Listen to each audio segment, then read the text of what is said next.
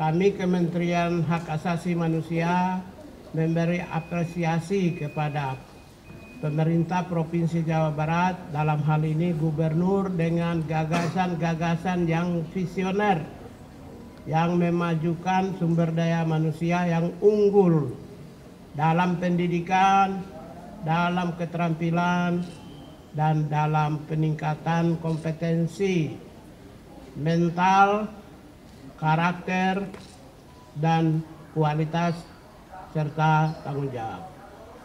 Ya, kebijakan peningkatan sumber daya manusia tersebut sebenarnya adalah menyertai target pemerintah di mana 2045 adalah Indonesia Emas. Dalam Indonesia Emas itu kita bagi ada 3 segmen, 3 rentang waktu.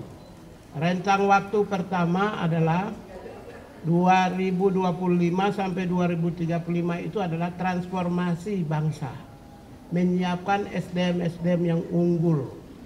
Oleh karena itulah beberapa kebijakan Presiden antara lain makan bergizi gratis, pendidikan, kesehatan, dan peningkatan kompetensi, skills, dan sumber daya manusia, membumikan kebijakan-kebijakan populis dari Sabang sampai Merauke secara masif.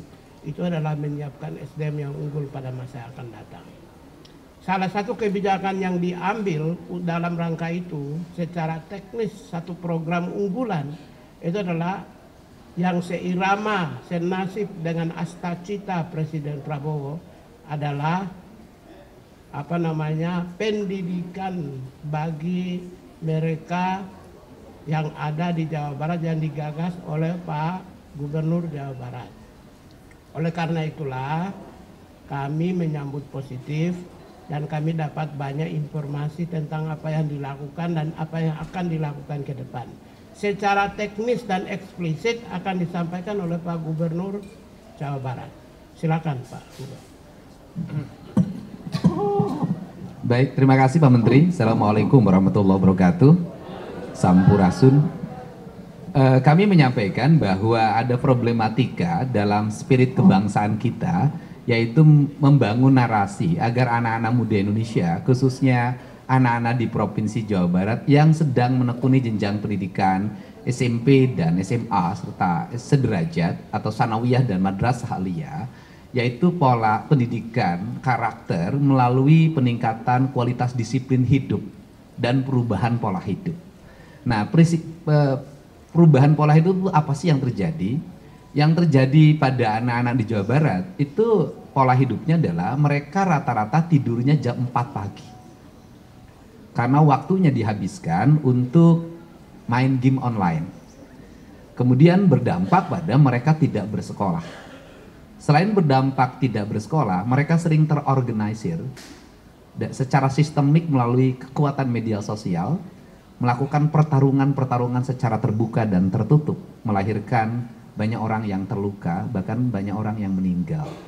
Kemudian yang berikutnya adalah beredarnya obat-obat yang tidak layak dikonsumsi dari sisi kesehatan, yang dijual secara terbuka sebenarnya, berharga di bawah Rp10.000 dengan 3 butir, istilahnya eksimer dan sejenisnya, serta minuman-minuman yang beredar secara luas yang bisa diakses oleh anak-anak SMP.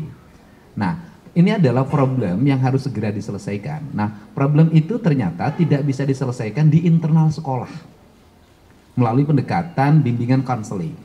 Dan problem itu juga tidak bisa diselesaikan di internal keluarga oleh ayah dan ibunya. Nah, karena problem ini tidak bisa diselesaikan di sekolah dan di keluarga, serta tidak semua problem itu bisa ditangani lewat peradilan anak, maka harus ada upaya jangka pendek yang bisa dilakukan melalui pola pendidikan disiplin siswa. Dalam kaidah bahasa saya adalah pendidikan bela negara dengan penguatan pendidikan berkarakter. Maka kami menggandeng lembaga TNI, karena TNI memiliki pengalaman dalam melakukan pola pendidikan, baik untuk kalangan militer maupun kalangan sipil. Di kalangan sipil dikenal namanya prajabatan. Di kalangan sipil hari ini untuk masuk industri banyak yang dilatih di Dodik Kodam 3 Siliwangi Lembang untuk membangun kebugaran. Nah, metodologi pendidikannya yang kami sampaikan tadi ke Pak Menteri adalah yang pertama adalah pembangunan kualitas disiplin. 1, melepas HP. 2, melepas tradisi bermotor. 3, melepas minuman keras. 4, melepas obat-obatan terlarang. Kelima, melepas konsumsi zat adaptif lainnya yang merusak saraf dan pikirannya. Dengan membangun pola tidur maksimal jam 10 malam. Kemudian mereka bangun jam 4 pagi, mereka mandi, salat subuh bagi yang beragama Islam, membereskan ruang tempat tidurnya, masuk ke masjid, dan kemudian mendapat bimbingan rohani dari kiai yang menjadi bimbingan konselingnya. Setelah itu mereka sarapan pagi, setelah sarapan pagi mereka berolahraga, setelah mereka berolahraga mereka langsung mengikuti ruang kelas pembelajaran sebagaimana dia didapatkan di sekolah. Kami mendatangkan guru dari berbagai tempat dan kemudian setelah itu mereka salat duhur, kemudian istirahat. Setelah istirahat mereka mengikuti program minat dan bakat melalui pendekatan olahraga. Dan kemudian maghrib dia masuk masjid lagi, belajar ngaji lagi, kemudian sampai isya dan kemudian nanti mereka makan malam dan kembali ke tempat mereka tidur untuk tidur malam. Jadi model itu yang kami kembangkan dan kami tadi konsultasikan bahwa tidak ada pelanggaran-pelanggaran yang dilakukan terhadap hak-hak anak sendiri. Nah, kalau bicara orang banyak memperdebatkan persoalan bagaimana mereka belajarnya, pertama justru dengan barak ini mereka jadi belajar. Mereka jadi ada gurunya. Kenapa? Karena selama ini mereka bolos. Mereka tidak pernah belajar, bangunnya rata-rata jam 10 siang. Nah ini adalah, kemudian yang kedua, bagaimana lingkungannya di barak itu, di komplek pendidikan itu mereka mendapat lingkungan yang baik. Karena selama ini mereka di lingkungan rumahnya tidak mendapat lingkungan yang baik, di lingkungan sekolahnya tidak mendapat lingkungan yang baik, mereka menjadi anak jalanan. Nah, inilah barangkali langkah yang dilakukan oleh kami, pemerintah Provinsi Jawa Barat dan pemerintah kabupaten kota di seluruh Jawa Barat sebagai bagian upaya kami untuk menyongsong generasi Indonesia Emas tahun 2045. Barangkali itu saja, terima kasih.